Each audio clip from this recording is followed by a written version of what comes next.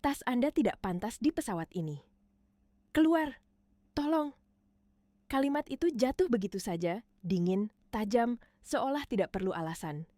Dan di depan pintu sebuah jet mewah berwarna perak, seorang pemuda TKI asal Jawa Timur berdiri mematung, dengan ransel lusuh yang talinya sudah mulai berbulu, dengan jaket tua yang sobek di siku, dengan debu yang masih menempel di sepatu kerja. Namanya Raffi.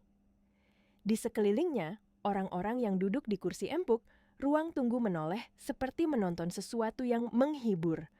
Ada yang tersenyum miring, ada yang menahan tawa, ada yang bahkan menutup hidung pelan-pelan, seolah Raffi membawa bau yang mengganggu kenyamanan mereka.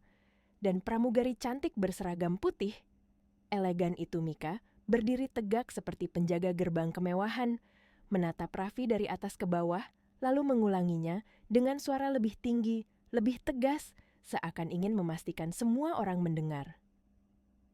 Jet ini bukan untuk orang seperti kamu. Raffi tidak membalas. Tidak ada teriakan, tidak ada protes yang meledak. Yang ada hanya tatapan menunduk, sepasang mata yang menahan sesuatu jauh lebih berat daripada rasa malu. Karena tidak ada yang tahu, di balik tubuh yang terlihat lelah itu, ada masa lalu yang disembunyikan rapat.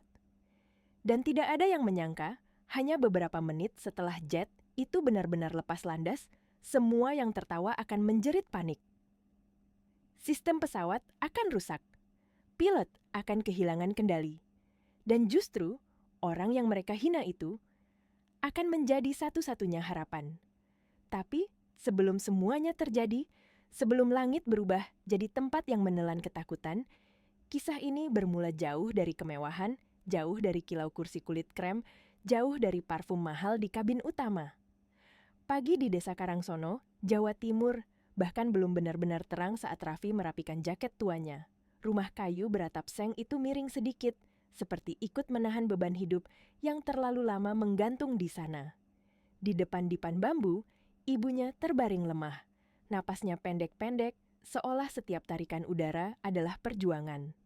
Kanker paru-paru sudah lama menggerogoti tubuh perempuan itu, menyisakan keriput di tangan dan mata yang berusaha tetap hangat meski sakit. Raffi menunduk, mencium tangan ibunya yang dingin, tapi masih terasa seperti rumah. "Bu, aku berangkat dulu ya." Ibunya membuka mata setengah, memaksa tersenyum. Tidak banyak kata. Kadang orang yang paling kita cintai, ketika sakitnya sudah terlalu dalam, tidak lagi punya tenaga untuk bicara panjang. Tapi Raffi bisa membaca semua doa di tatapan itu. Semua harapan, semua rasa takut yang tidak diucapkan. Raffi menggenggam tiket pesawat di sakunya. Tiket sekali jalan menuju Jepang. Bukan untuk liburan, bukan untuk bekerja di kantor bersih dengan gaji besar, tapi untuk menjadi buruh kasar di sebuah pulau industri. Gajinya kecil, risikonya besar, dan kehidupannya nanti tidak akan mudah. Namun bagi Raffi, itu satu-satunya jalan. Kebun sudah dijual, motor sudah dilego. Yang tersisa hanya tekad yang keras kepala dan doa yang dipeluk dalam-dalam. Di depan rumah, Pak Warno sudah menunggu dengan motor bututnya.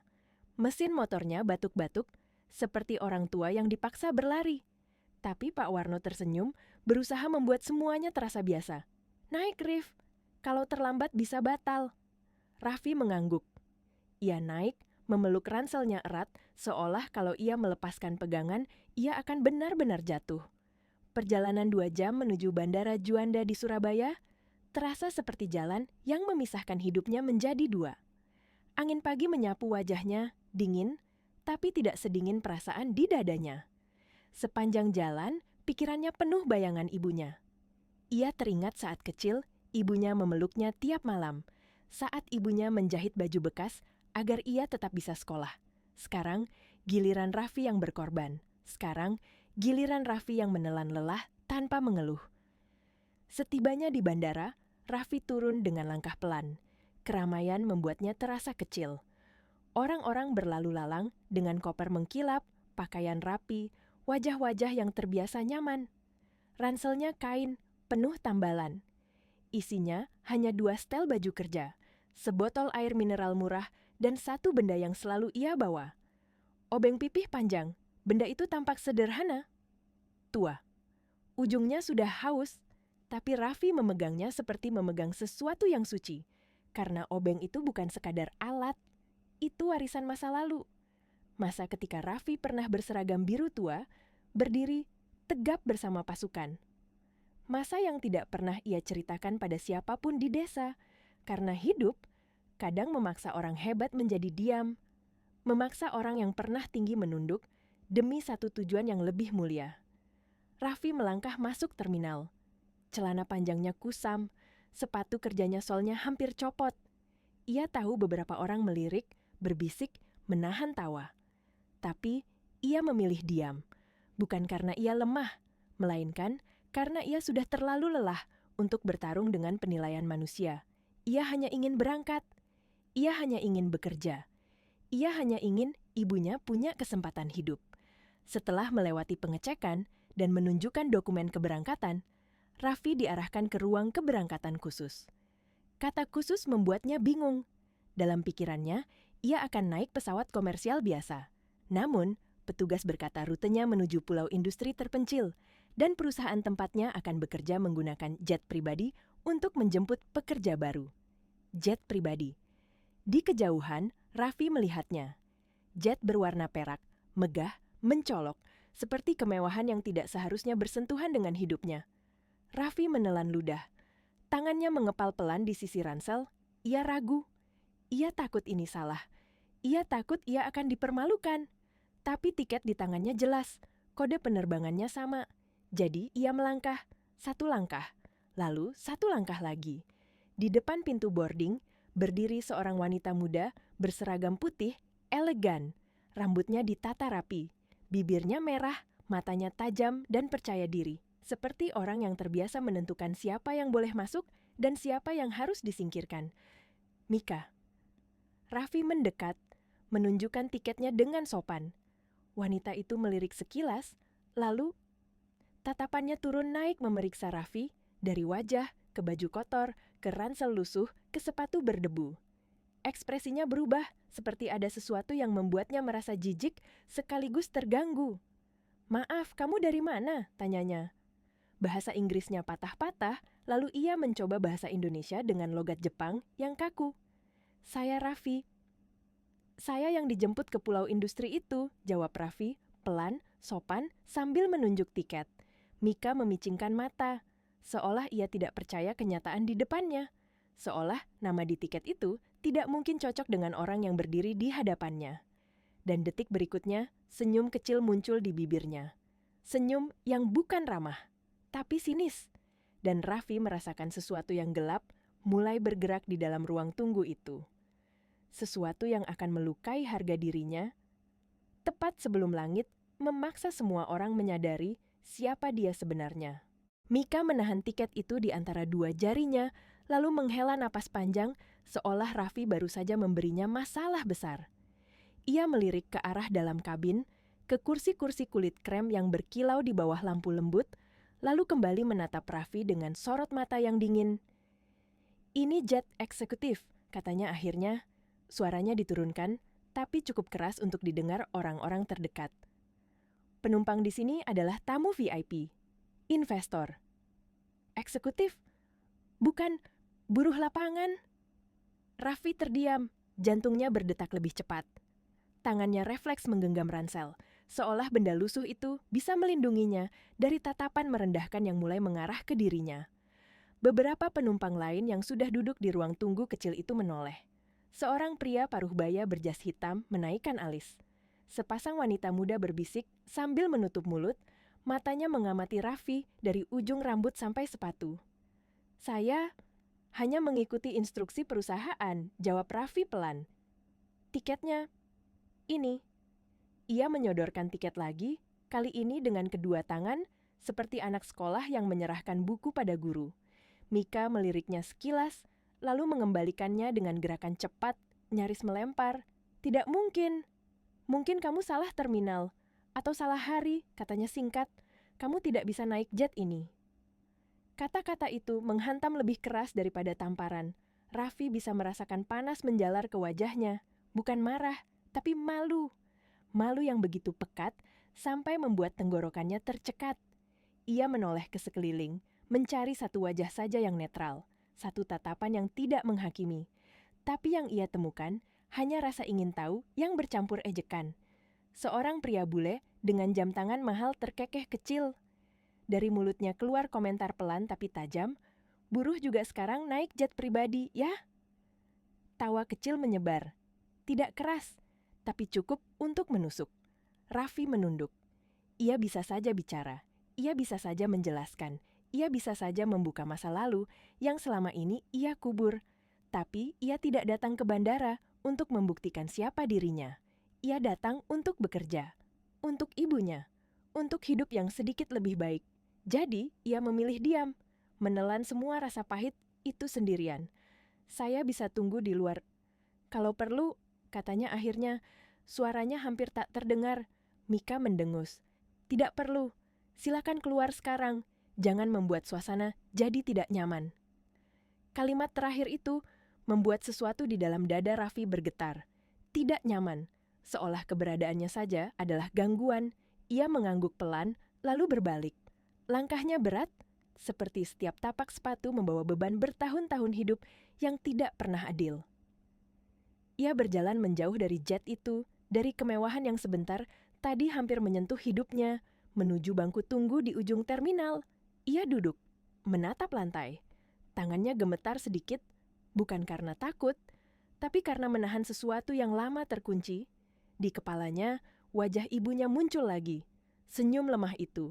Tatapan penuh harap. Raffi memejamkan mata, menarik napas panjang. "Tidak apa-apa," bisiknya dalam hati. "Yang penting aku berangkat, yang penting aku bisa bekerja." Di dalam jet, pintu ditutup. Mesin mulai menderu pelan. Para penumpang melanjutkan obrolan mereka. Mika berdiri di dekat pintu kabin. Wajahnya kembali tenang, seolah baru saja membersihkan sesuatu yang kotor dari ruangannya.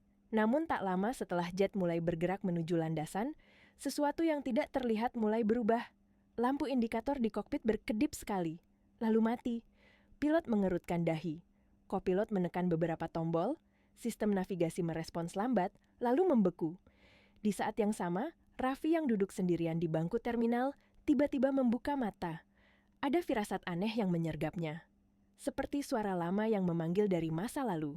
Seperti insting yang dulu menyelamatkannya berkali-kali di situasi paling berbahaya. Ia berdiri perlahan, menatap ke arah jet yang kini mulai melaju cepat. Dan tanpa disadari siapapun, keputusan merendahkan seorang pria sederhana itu akan segera berubah menjadi kesalahan paling mahal yang pernah mereka buat. Jet itu akhirnya lepas landas. Badannya yang ramping menembus langit Surabaya yang mulai memutih oleh matahari pagi. Dari luar, semuanya terlihat sempurna, tenang, mewah. Tidak ada satupun penumpang yang menyadari bahwa di balik dinding kokpit, keringat dingin mulai mengalir di pelipis sang pilot. Lampu peringatan menyala satu persatu. Bukan merah menyala yang langsung memicu alarm keras, melainkan kuning samar, jenis peringatan yang justru paling berbahaya karena sering diabaikan. Kopilot memeriksa layar, mengernyit, lalu menekan ulang beberapa tombol. Sistem responsnya lambat, katanya pelan. Pilot mengangguk, mencoba tetap tenang. Mereka sudah bertahun-tahun terbang. Jet ini baru, servis rutin. Seharusnya tidak ada masalah, tapi jarum indikator tekanan tidak stabil. Grafik bergetar kecil, seperti jantung yang mulai kehilangan irama. Di kabin utama, para penumpang menikmati minuman hangat. Pria berjas hitam membuka tablet, membaca laporan keuangan. Dua wanita muda tadi tertawa kecil sambil membicarakan liburan musim dingin di Eropa. Mika berjalan menyusuri lorong, memastikan sabuk pengaman terpasang, wajahnya kembali profesional, percaya diri, seolah kejadian di luar tadi sudah lenyap dari pikirannya. Sementara itu, di bangku terminal yang dingin, Raffi berdiri terpaku. Pandangannya tidak lepas dari langit. Ada tekanan aneh di dadanya, sensasi yang sangat familiar. Dulu, setiap kali perasaan itu muncul, sesuatu selalu terjadi. Sesuatu yang buruk. Ia menelan ludah. Tangannya refleks meraba saku ransel. Menyentuh obeng pipih tua itu. Ingatannya melayang cepat, kembali ke masa ketika suara alarm bukan berasal dari kokpit pesawat, melainkan dari ruang mesin kapal militer.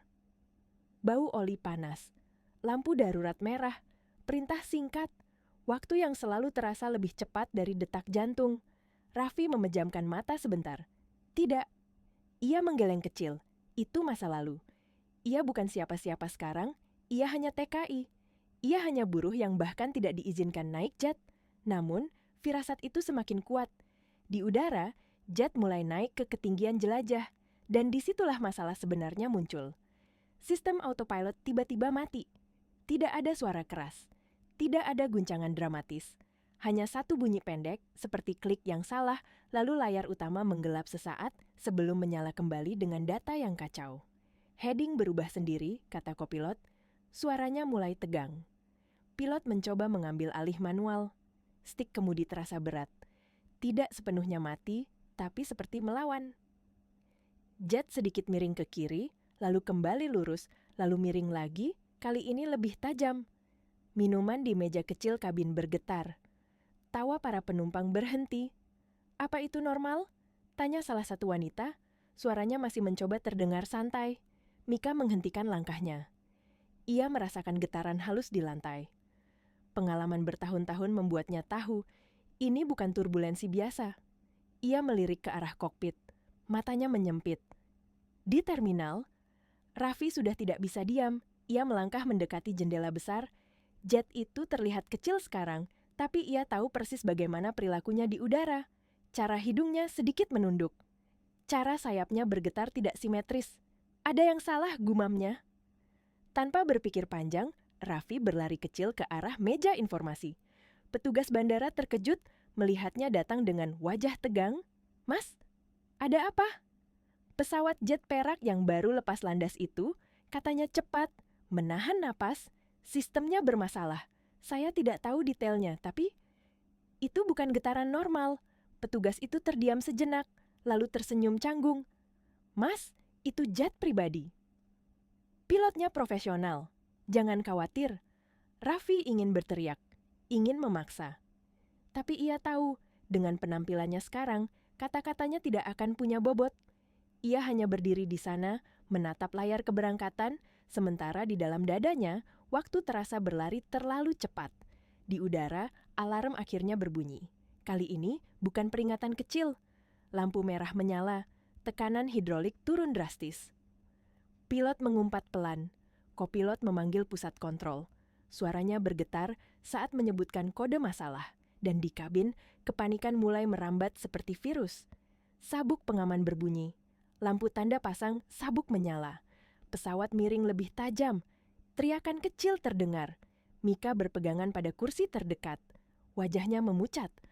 Untuk pertama kalinya hari itu, rasa percaya diri itu runtuh. Di kepalanya, tanpa alasan jelas, muncul bayangan ransel lusuh dan mata tenang seorang pria yang tadi ia usir tanpa ragu. Dan jauh di bawah, di dalam terminal yang ramai, Raffi berdiri tak berdaya menyadari satu hal pahit.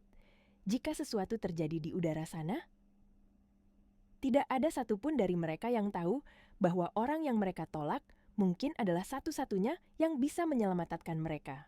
Alarm itu kini tidak lagi bisa diabaikan. Suaranya menusuk, memantul di dinding kabin, membuat napas para penumpang tercekat. Jet berguncang lebih keras, bukan hentakan kasar, melainkan gerakan tidak stabil yang membuat tubuh terasa melayang, lalu ditekan kembali ke kursi. Pegangan tangan, teriak salah satu penumpang. Seorang pria berjas hitam memucat. Tablet mahalnya jatuh ke lantai. Dua wanita yang tadi tertawa kini saling berpegangan, mata mereka membelalak, napas terengah. Tidak ada lagi obrolan soal liburan. Tidak ada lagi tawa kecil yang meremehkan. Di kokpit, pilot menggertakkan gigi. Tekanan hidrolik utama tidak merespons. Sistem cadangan menyala, lalu mati lagi. Kopilot mencoba prosedur darurat, jari-jarinya bergerak cepat, tapi layar hanya berkedip, seolah jet itu ragu untuk patuh. Kita kehilangan kontrol sebagian, katanya, suara seraknya tidak lagi bisa disembunyikan. Pilot menarik napas panjang. Oke, fokus. Kita coba stabilkan manual. Hubungi menara. Kopilot mengangguk, menekan tombol komunikasi. Namun, suara dari pusat kontrol terputus-putus, tenggelam oleh interferensi. Jet kembali miring, kali ini ke kanan. Lampu kabin meredup sesat. Teriakan terdengar dari kursi belakang. Mika terhuyung. Ia berpegangan pada sandaran kursi, dadanya naik turun cepat. Keringat dingin mengalir di tengkuknya. Di tengah kepanikan itu, pikirannya justru kembali ke momen beberapa menit lalu. Wajah Raffi yang menunduk. Suaranya yang sopan, tiket di tangannya, dan kata-katanya sendiri yang terucap tanpa empati. Jet ini bukan untuk orang seperti kamu. Kalimat itu kini bergaung di kepalanya, berubah menjadi rasa bersalah yang menekan. Ia menggigit bibir. Ada firasat buruk yang tak bisa ia jelaskan, seolah nasib sedang mempermainkannya dengan kejam. Di terminal, Raffi sudah tidak duduk lagi. Ia berjalan mondar-mandir di depan jendela besar. Tangannya mengepal. Setiap gerakan jet di layar radar bandara membuat dadanya semakin sesak. Ia mengenali pola itu. Getaran tidak seimbang. Respons kemudi yang terlambat. Itu bukan sekadar masalah ringan. Ia berhenti, menarik napas panjang. Lalu, untuk pertama kalinya sejak diusir, Raffi mengambil keputusan, ia berlari. Langkahnya cepat, hampir berlari penuh menuju area staf. Beberapa petugas menoleh, terkejut melihat seorang pria dengan ransel lusuh berlari dengan wajah tegang. "Mas, tidak boleh ke sana," teriak seorang petugas keamanan. Raffi berhenti mendadak, mengangkat kedua tangannya. Wajahnya bukan wajah panik, melainkan wajah seseorang yang tahu waktu hampir habis. Pesawat jet perak itu, katanya cepat, suaranya bergetar, tapi tegas. Sistem hidroliknya bermasalah. Kalau tekanan tidak seimbang, sayap kanan akan kehilangan respons. Mereka harus menonaktifkan satu jalur dan mengunci sudut kemudi secara manual. Petugas keamanan itu terdiam sejenak. Alisnya mengerut. "Mas, ini siapa?" Raffi menelan ludah. Inilah saat yang paling ia hindari, membuka masa lalu. Tapi nyawa orang-orang di udara sana lebih penting daripada harga dirinya. "Nama saya Raffi. Dulu saya teknisi sistem mekanik di kapal militer. Saya tahu pola kerusakan itu." Beberapa petugas saling pandang. Ada yang ragu, ada yang ingin tertawa.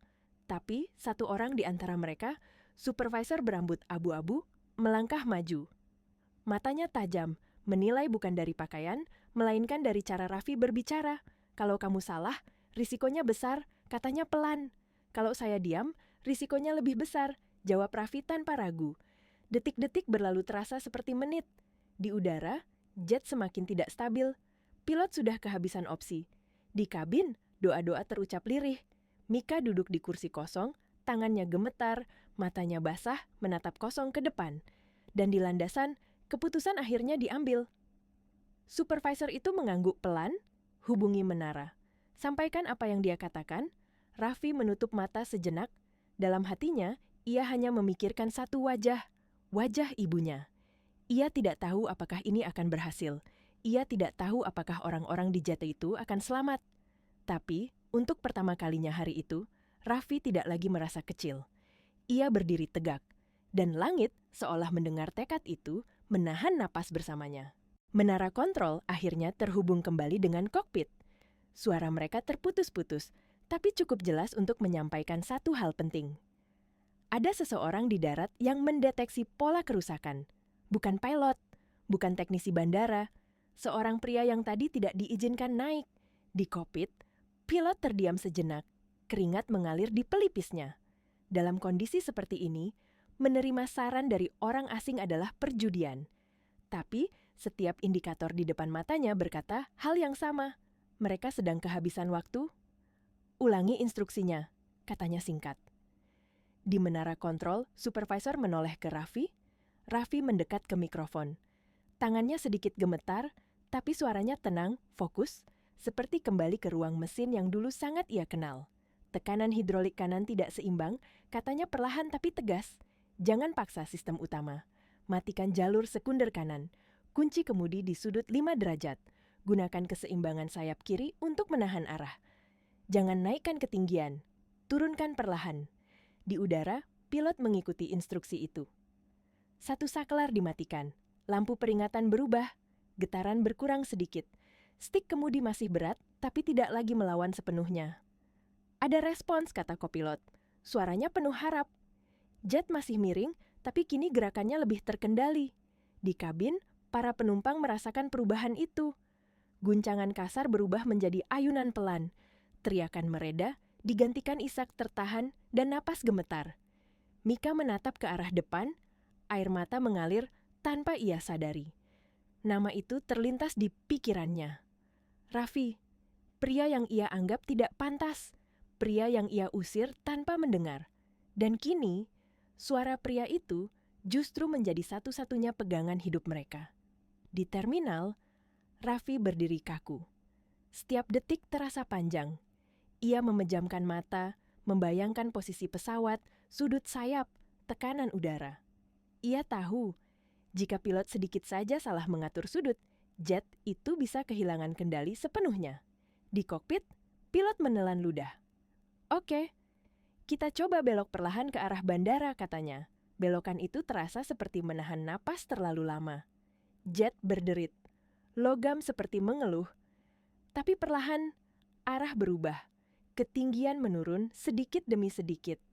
Di kabin, seorang pria berjas hitam berbisik lirih. "Tuhan, tolong." Tidak ada yang tertawa sekarang. Tidak ada yang memandang rendah.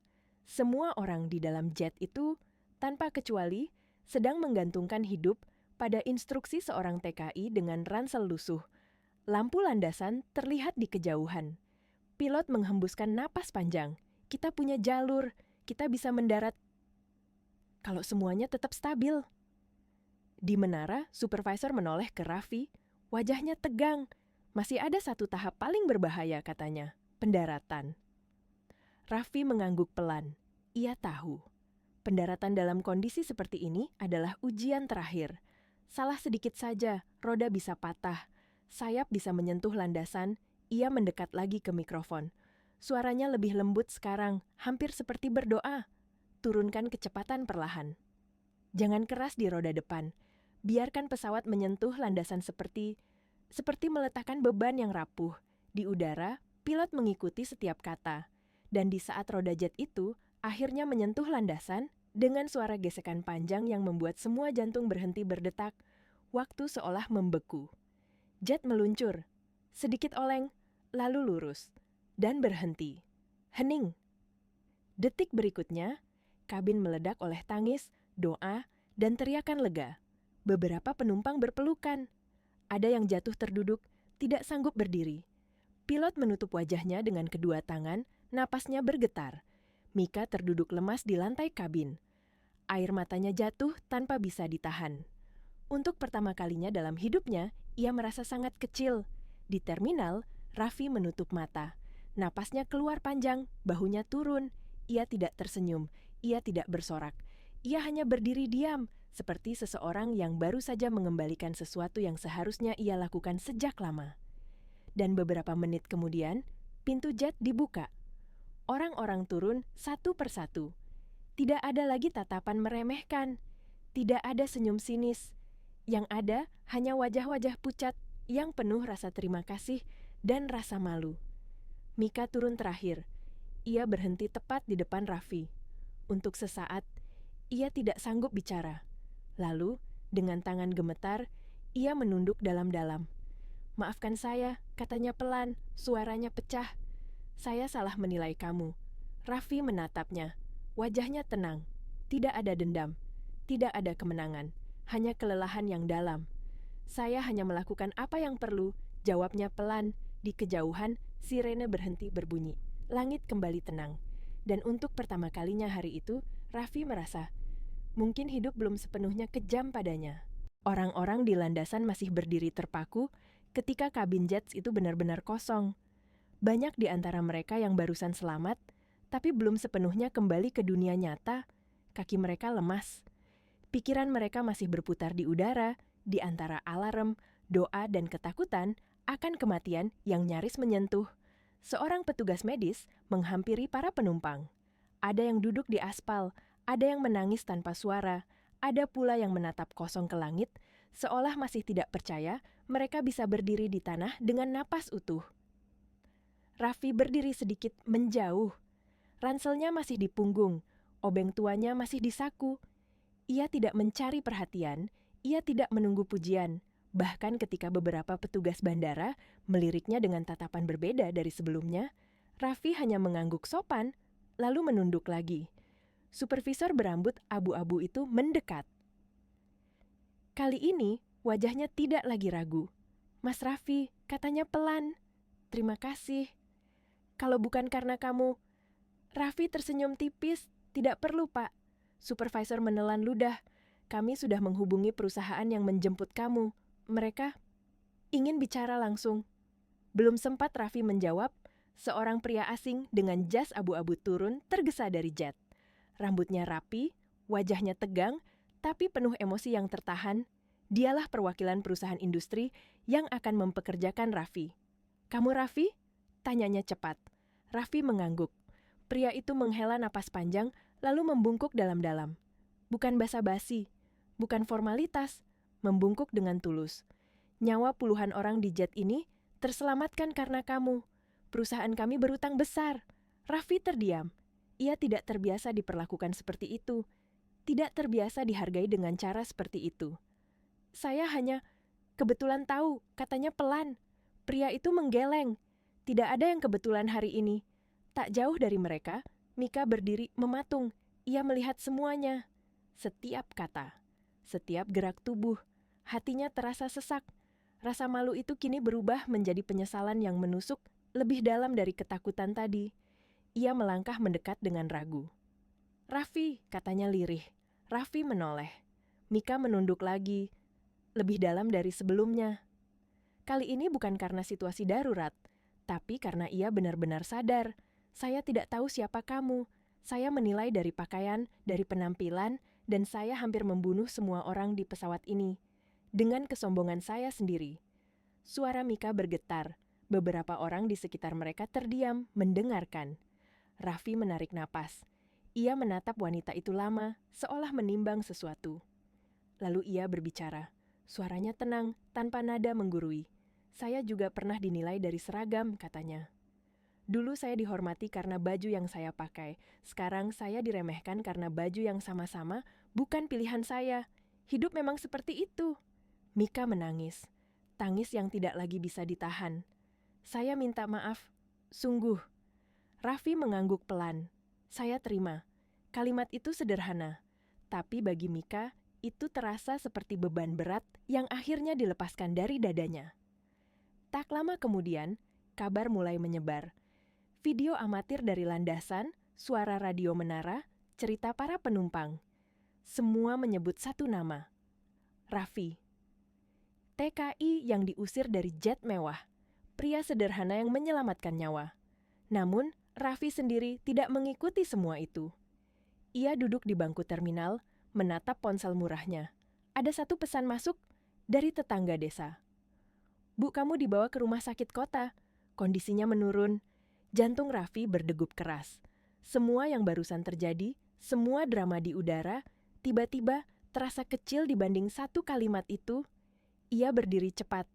"Saya harus pulang," katanya pada supervisor. Supervisor terkejut. "Sekarang?" Raffi mengangguk.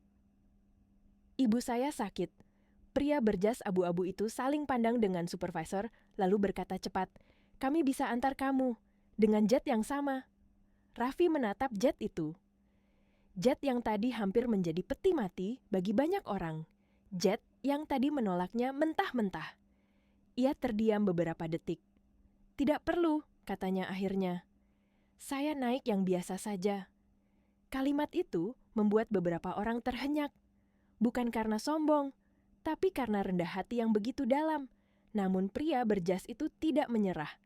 Ini bukan soal kemewahan, ini soal waktu. Raffi menutup mata sejenak. Wajah ibunya terlintas lagi. Ia mengangguk pelan. "Baik." Dan kali ini, ketika Raffi melangkah menuju jet itu, tidak ada satupun orang yang berani menatapnya dengan rendah. Tidak ada bisik-bisik, tidak ada senyum sinis. Yang ada hanya jalan yang terbuka dan rasa hormat yang lahir terlambat. Jet itu siap kembali terbang. Bukan sebagai simbol kemewahan, tapi sebagai saksi bisu bahwa manusia tidak pernah bisa dinilai dari luarnya saja. Jet itu kembali hidup. Mesin menyala dengan suara yang lebih pelan, seolah ikut menghormati apa yang baru saja terjadi. Kali ini, suasana di dalam kabin benar-benar berbeda. Tidak ada tawa keras, tidak ada obrolan pamer, tidak ada aroma kesombongan yang tadi begitu pekat. Raffi duduk di kursi dekat jendela. Kursi kulit yang empuk terasa asing di punggungnya. Ia tidak bersandar terlalu dalam. Tangannya tetap memegang ransel lusuh itu, seperti benda paling berharga yang ia miliki. Di luar jendela, langit tampak tenang, biru pucat, seolah tidak pernah menyimpan teror beberapa menit lalu. Mika berdiri di lorong kabin. Ia melirik ke arah Raffi beberapa kali, ragu untuk mendekat. Akhirnya, ia memberanikan diri. Langkahnya pelan, tidak ada lagi sikap angkuh, tidak ada nada perintah. "Boleh saya duduk di sini?" Tanyanya pelan. Raffi menoleh, mengangguk singkat. Mika duduk. Tangannya saling menggenggam di pangkuan. Beberapa detik berlalu dalam keheningan. Lalu, ia menarik napas panjang. "Saya bekerja di penerbangan ini sudah lama," katanya lirih. "Saya pikir saya sudah melihat segalanya. Saya pikir saya tahu siapa yang penting dan siapa yang tidak. Hari ini, saya sadar betapa salahnya saya." Raffi menatap ke depan. "Saya juga pernah berpikir begitu," jawabnya pelan. "Tentang diri saya sendiri." Mika menoleh cepat. "Maksud kamu?" Raffi tersenyum tipis. "Dulu, sebelum saya jadi TKI, saya punya hidup yang sangat berbeda. Tapi hidup berubah, dan saya belajar satu hal. Seragam bisa dilepas, jabatan bisa hilang. Tapi nilai seseorang tidak pernah ditentukan oleh itu." Mika menunduk. Kata-kata itu menancap lebih dalam daripada semua permintaan maaf yang pernah ia ucapkan. Jet mulai bergerak. Kali ini bukan untuk perjalanan jauh, hanya menuju bandara kota terdekat agar Raffi bisa segera menuju rumah sakit. Di udara, pesawat terasa stabil. Setiap getaran kecil membuat beberapa penumpang menahan napas. Trauma belum sepenuhnya pergi. Tapi ketika tidak ada apa-apa yang terjadi, perlahan bahu mereka mengendur. Raffi memejamkan mata. Di kepalanya hanya ada satu tujuan, rumah sakit ibunya. Ia tidak peduli lagi siapa saja yang duduk bersamanya, siapa yang kaya, siapa yang berkuasa. Yang ia tahu, waktu sangat berharga. Jet mendarat tanpa masalah. Kali ini, pendaratan terasa seperti kelegaan yang sunyi, tidak ada tepuk tangan. Hanya napas panjang yang keluar serempak. Begitu pintu dibuka, Raffi berdiri. Pria berjas abu-abu itu menghampirinya lagi. "Mobil sudah siap, langsung ke rumah sakit," katanya. Raffi mengangguk. "Terima kasih." Sebelum turun, Mika berdiri. "Raffi," katanya pelan, "kalau suatu hari kamu terbang lagi, saya harap bukan sebagai orang yang diragukan." Raffi menatapnya. "Mungkin, tapi kalaupun iya, semoga orang itu lebih sabar daripada kamu tadi pagi." Kalimat itu bukan sindiran, bukan balas dendam. Justru, senyum kecil yang menyertainya membuat Mika terdiam, lalu tersenyum pahit. Di luar bandara, mobil melaju cepat. Lampu kota berlalu seperti bayangan. Raffi duduk di kursi belakang, menatap jendela. Tangannya menggenggam ponsel. Ia berdoa dalam hati. Tidak keras, tidak dramatis. Hanya satu kalimat sederhana. "Tolong beri aku waktu." Dan di balik semua kejadian hari itu, satu hal telah berubah. Bukan hanya pandangan orang-orang terhadap Raffi, tapi juga cara mereka memandang manusia lain yang selama ini mereka anggap kecil. Mobil itu berhenti tepat di depan rumah sakit kota. Lampu-lampu putih menyilaukan mata Raffi ketika ia turun tergesa. Udara di sini berbau antiseptik, dingin, dan penuh kecemasan. Tanpa menunggu siapapun, Raffi langsung berlari masuk. Ranselnya terayun di punggung, napasnya tersengal. "Bu," gumamnya dalam hati, seperti mantra yang menahan langkahnya agar tidak goyah. Di ruang IGD, seorang perawat menghentikannya. "Mas, keluarga pasien atas nama Ibu Sari?" "Iya, saya anaknya." Perawat itu mengangguk singkat. Ibunya baru saja dipindahkan ke ruang perawatan intensif. Kondisinya kritis, tapi stabil untuk sementara. Kata stabil terdengar seperti harapan kecil yang rapuh, tapi cukup untuk membuat kaki Raffi tidak runtuh. Ia mengikuti perawat menyusuri lorong panjang. Setiap langkah terasa berat. Di kepalanya terputar semua kemungkinan terburuk yang selama ini ia coba tolak. Pintu ruangan terbuka. Di sana, ibunya terbaring. Tubuhnya jauh lebih kecil dari yang ia ingat. Selang oksigen terpasang di hidung. Mesin di samping tempat tidur berbunyi pelan, teratur, seperti detak jam yang menghitung waktu. Raffi mendekat. Ia menggenggam tangan ibunya yang dingin. "Bu, aku di sini." Kelopak mata ibunya bergerak pelan, terbuka sedikit. Tatapan itu lemah, tapi masih penuh kehangatan yang sama seperti dulu. Bibirnya bergerak, hampir tak bersuara. "Raffi, kamu sudah berangkat?" Raffi tersenyum, air mata mengalir tanpa bisa ditahan. "Sudah, Bu. Tapi aku balik dulu. Aku belum kemana-mana tanpa ibu." Ibunya tersenyum tipis, senyum yang membuat dada Raffi terasa seperti diremas. Di saat itu, semua penghinaan, semua ketakutan di udara, semua drama di bandara, menghilang. Yang tersisa hanya seorang anak dan ibunya. Beberapa jam berlalu. Raffi duduk di kursi lorong rumah sakit. Tubuhnya lelah, tapi pikirannya tetap terjaga. Ponselnya bergetar berkali-kali. Pesan masuk. Panggilan tak terjawab. Berita tentang jet mewah dan TKI yang menyelamatkan penumpang mulai menyebar kemana-mana. Namun, Raffi tidak membuka apapun. Sore menjelang malam ketika seorang dokter keluar dari ruang perawatan. Raffi berdiri cepat. Dokternya menatap Raffi dengan wajah serius. "Kami sudah melakukan yang terbaik hari ini. Kondisi ibu kamu masih lemah, tapi ada satu kemungkinan terapi lanjutan. Biayanya cukup besar." Raffi mengangguk pelan. "Berapapun, Dok, saya usahakan." Dokter itu terdiam sejenak. "Sebenarnya, biaya awal sudah ditanggung." Raffi tertegun, ditanggung oleh siapa? Dokter itu tersenyum tipis. Ada donatur yang menghubungi rumah sakit siang tadi. Mereka tidak ingin disebutkan namanya. Hanya bilang, mereka berutang nyawa pada seorang bernama Raffi. Raffi duduk perlahan. Dadanya terasa sesak, bukan karena sedih, tapi karena perasaan yang sulit ia beri nama. Untuk pertama kalinya sejak lama, hidup seolah memberi balasan. Bukan berupa kemewahan, tapi berupa kesempatan. Malam itu, Raffi duduk di samping ibunya sampai tertidur. Di luar jendela rumah sakit, lampu kota berkelip. Dunia terus berjalan. Dan entah bagaimana, jalan hidup Raffi mulai berbelok ke arah yang tak pernah ia bayangkan. Malam semakin larut. Suara mesin di ruang perawatan menjadi latar yang konstan, menenangkan sekaligus menegangkan. Raffi duduk di kursi kecil. Punggungnya bersandar ke dinding. Matanya terpejam setengah.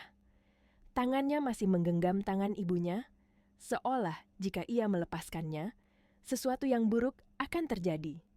Ibunya tertidur, napasnya teratur meski lemah. Raffi memperhatikan setiap naik turun dadanya, menghitungnya tanpa sadar. Di kepalanya, potongan-potongan kejadian hari itu berputar pelan, jet mewah, tatapan merendahkan. Alarm di udara, suara radio, landasan yang mendekat. Dan akhirnya, keheningan setelah selamat. Ia tersenyum kecil, pahit, hidup memang aneh. Satu hari bisa menjatuhkanmu sedalam-dalamnya, lalu mengangkatmu tanpa peringatan. Bukan untuk membuatmu sombong, tapi untuk mengingatkan bahwa setiap orang punya nilai, meski dunia sering lupa melihatnya. Ponselnya bergetar lagi. Kali ini sebuah panggilan masuk. Raffi keluar pelan dari ruang perawatan agar tidak mengganggu ibunya. Ia mengangkat telepon. "Halo," suara di seberang terdengar tenang, formal. "Mas Raffi, saya dari perusahaan industri di Jepang. Kami ingin memastikan kondisi ibu Anda.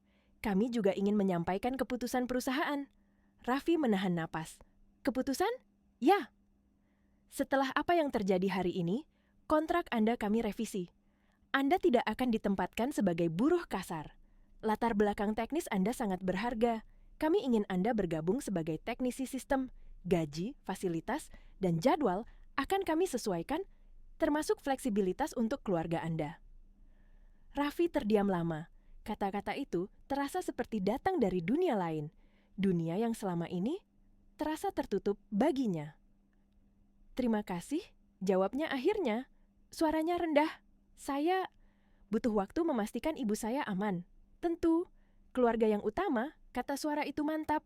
Telepon ditutup. Raffi berdiri diam di lorong rumah sakit. Ia menatap lantai putih yang memantulkan cahaya lampu. Tidak ada sorak. Tidak ada lonjakan kegembiraan berlebihan, hanya rasa lega yang perlahan mengalir seperti air yang akhirnya menemukan jalannya. Keesokan paginya, ibunya membuka mata lebih lama. Ia terlihat lebih sadar.